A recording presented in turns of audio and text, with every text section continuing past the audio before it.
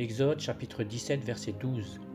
Les mains de Moïse étant fatiguées, ils prirent une pierre qu'ils placèrent sous lui, et il s'assit dessus. Aaron et Hur soutenaient ses mains, l'un d'un côté, l'autre de l'autre, et ses mains restèrent fermes jusqu'au coucher du soleil. Amen à la parole de Dieu, sois béni Seigneur, alléluia pour ta parole. Et dans Exode 17 au verset 8, on peut voir le contexte. Amalek venait pour combattre Israël à Réphidim. Et Moïse demande à Josué de prendre des hommes et de sortir au combat contre Amalek. Et là on peut voir ce que Moïse va dire. Demain je me tiendrai sur le sommet de la colline la verge de Dieu dans ma main.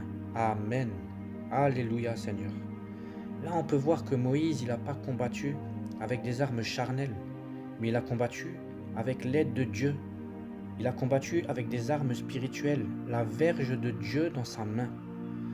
Aujourd'hui, avec quoi voulons-nous combattre l'ennemi de nos âmes? Avec quoi voulons-nous combattre toutes les barrières qui se dressent devant nous?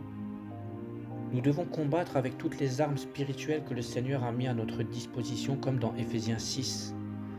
Et là, au verset 12, on voit les mains de Moïse étant fatiguées, ils prirent une pierre qu'ils placèrent sous lui.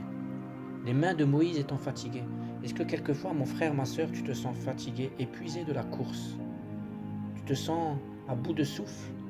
Tu sens que tu ne vas pas y arriver? Eh bien moi, le premier, quelquefois, je peux être fatigué, je dois le dire devant Dieu. Nous ne sommes que des hommes. Et alors, sur quoi allons-nous nous reposer? Ils prirent une pierre qu'ils placèrent sous lui.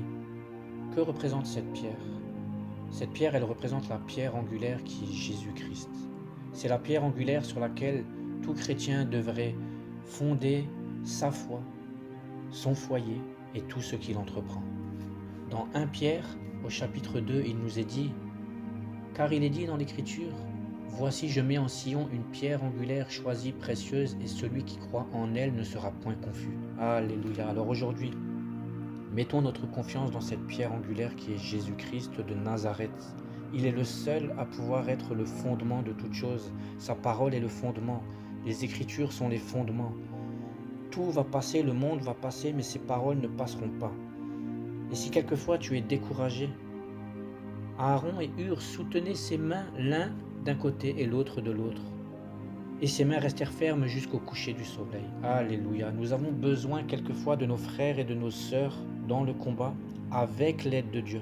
L'un d'un côté, l'autre de l'autre, et toi, mon frère, ma sœur, au milieu avec l'aide de Dieu. Nous avons besoin les uns des autres pour combattre le combat que nous sommes en train de combattre. Soyez tous bénis dans le nom du Seigneur Jésus. Amen.